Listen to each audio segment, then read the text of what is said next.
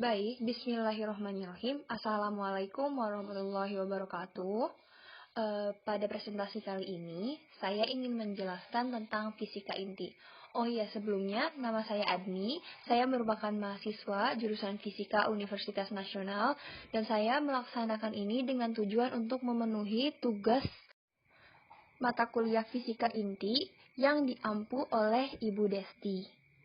Baik, mari kita langsung mulai saja presentasinya.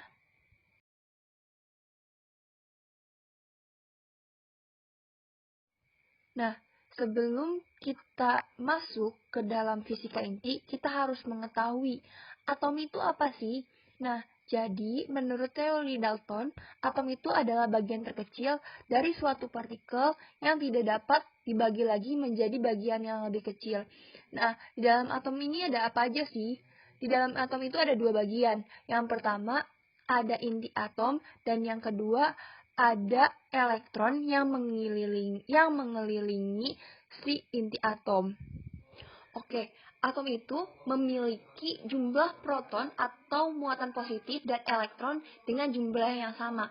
Nah, apabila atom ini memiliki jumlah proton dan elektron yang berbeda, atau misalnya salah satunya lebih banyak, itu disebut dengan ion. Nah, jadi kalau atom itu memiliki proton yang lebih banyak atau muatan positif yang lebih banyak, itu atomnya disebut dengan kation. Dan adapun atom yang memiliki lebih banyak elektron atau lebih banyak bermuatan negatifnya, maka atom ini disebut dengan anion. Nah, nanti kita juga akan menemukan yang namanya molekul. Molekul itu apa sih? Jadi, molekul itu merupakan kumpulan dari atom-atom yang menyatu. Nah, kita udah tahu, kita akan membahas tentang inti atom. Nah, apa itu fisika inti? Nah, jadi fisika inti itu merupakan salah satu materi pembelajaran dalam bidang fisika yang mempelajari tentang partikel-partikel yang membentuk inti atom. Nah, inti atom ini memiliki nama lain, yaitu nukleon.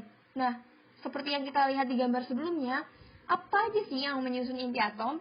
Inti atom itu tersusun atas proton yang bermuatan positif dan neutron yang bermuatan netral.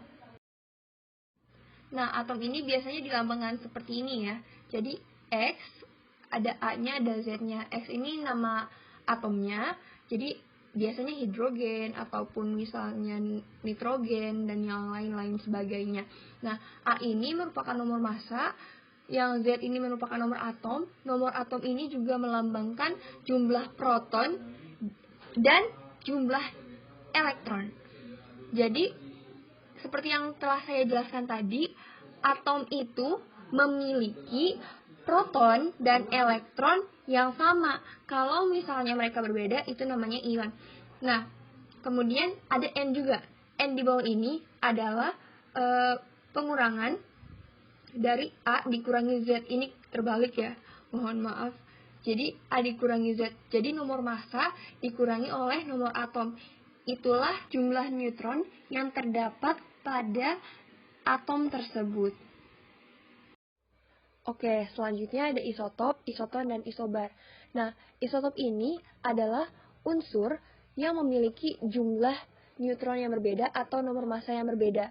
Nah, kita lihat di sini ada 3 buah oksigen, memiliki nomor atom yang sama-sama 8 semua, tapi kita lihat nomor massanya itu beda-beda semua, 16, 17, dan 18. Kalau misalnya kita kurang-kurangin atau kita ingin mengetahui neutronnya, ternyata neutronnya juga berbeda.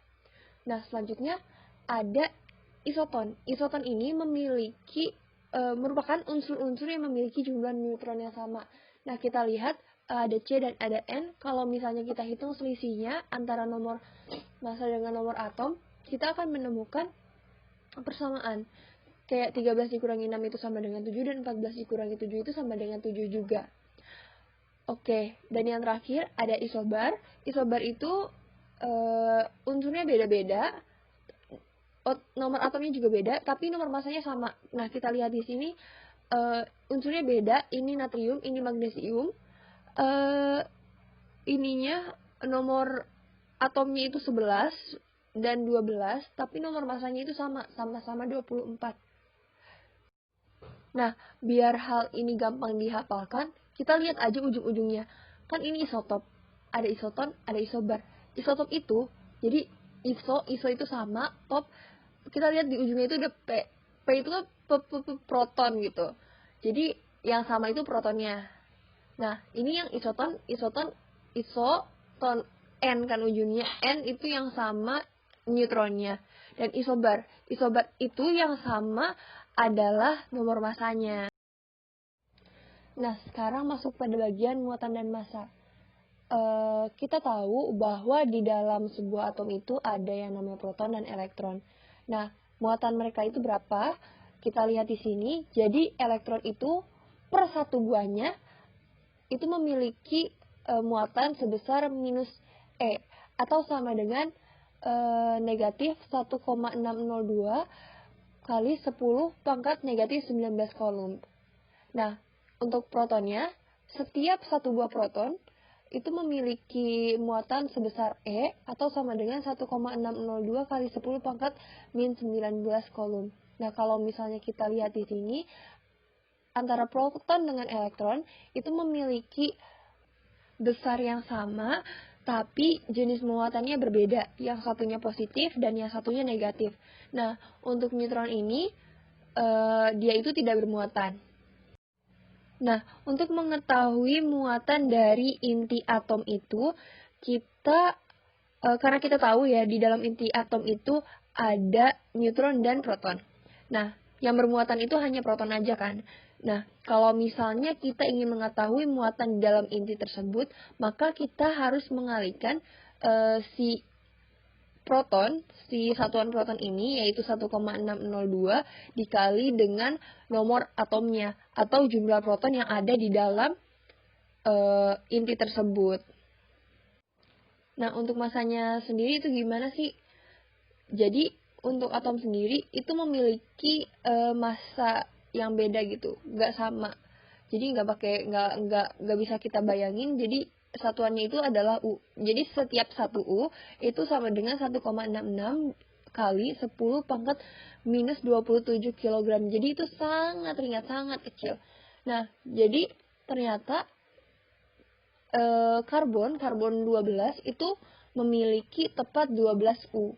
Nah, kita juga memakai satuan masanya itu adalah sebesar mega elektron volt per C kuadrat.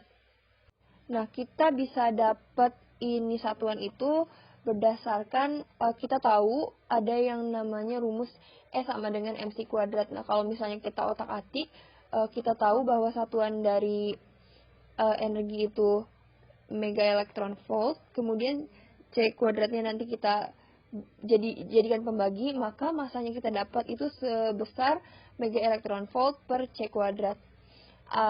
Kalau misalnya kita ingin mengonversikan antara mega elektron volt per C kuadrat itu ke U, kita dapatkan bahwa 1 U itu besarnya sama dengan 931,394 mega elektron volt per C kuadrat.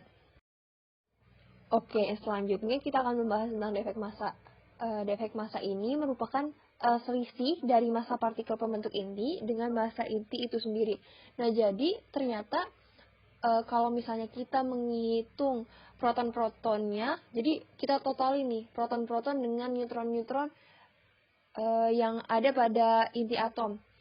Nah, ternyata itu kita mendapatkan selisih. Kalau selisih antara kalau misalnya kita hitung satuannya dengan kita menghitung massa intinya itu secara langsung gitu. Nah, jadi selisih itulah yang disebut dengan defek massa.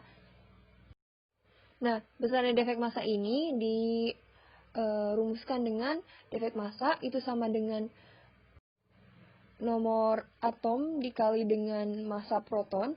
Jadi jumlah protonnya dikali dengan massa protonnya ditambah dengan neutron dikali dengan massa neutron, kemudian dikurangi dengan massa inti sekaligus yang waktu itu. Nah, defek massa ini ternyata menentukan besar atau kecilnya energi ikat suatu atom. Nah, energi ikat itu apa sih? Energi ikat itu merupakan energi yang bisa menyatukan si inti-inti atom itu. Padahal kan kita tahu kalau misalnya positif dengan positif itu pasti akan menolak. Nah, namun dengan adanya energi ikat ini, si inti-inti atom yang positif itu tetap terikat gitu. Nah, besarnya energi ikat ini itu sebanding dengan E sama dengan defek massa dikalikan dengan C kuadrat atau sama dengan defek massa dikali 931 mega elektron volt. Oke, untuk mengetahui ukuran inti atom, jadi Rutherford waktu itu menembakkan alfa ke sebuah atom. Nah, ternyata ketika si alfanya ini mendekat ke atom, ada gerakan berbalik, perubahan antara energi kinetik menuju energi potensial kolom. Jadi kalau misalnya dirumuskan, itu akan menjadi setengah mv kuadrat energi kinetik itu sama dengan K Q1 Q2 per R dan sama dengan KE 2E. 2E ini merupakan muatan dari atom dari alfa dan ZE itu merupakan muatan intinya per D. Nah, dan setelah kita melakukan ini, kita akan dapat D itu sama dengan 4KE ZE kuadrat per MV kuadrat. Nah, jadi D ini menentukan ukuran dari inti atom. Nah, berdasarkan hasil yang didapat dari eksperimen oleh Rutherford tadi, terjadi banyak sekali penelitian-penelitian yang lebih lanjut tentang ukuran inti atom. Dan didapat kesimpulan bahwa mayoritas dari inti atom itu berbentuk bulat, dan inti itu memiliki jari-jari rata-rata sebesar R sama dengan R0 A pangkat 1/3 atau sama dengan R0 akar 3 dari A. Nah, di mana R0-nya sendiri itu sama dengan 1,2 dikali 10 pangkat 15 meter. Baik, mungkin sekian presentasi yang dapat saya lakukan. Terima kasih banyak atas perhatiannya. Apabila terdapat pertanyaan, silahkan tinggalkan di kolom komentar. Nanti saya akan jawab sebisa saya. Terima kasih banyak. Wassalamualaikum warahmatullahi wabarakatuh.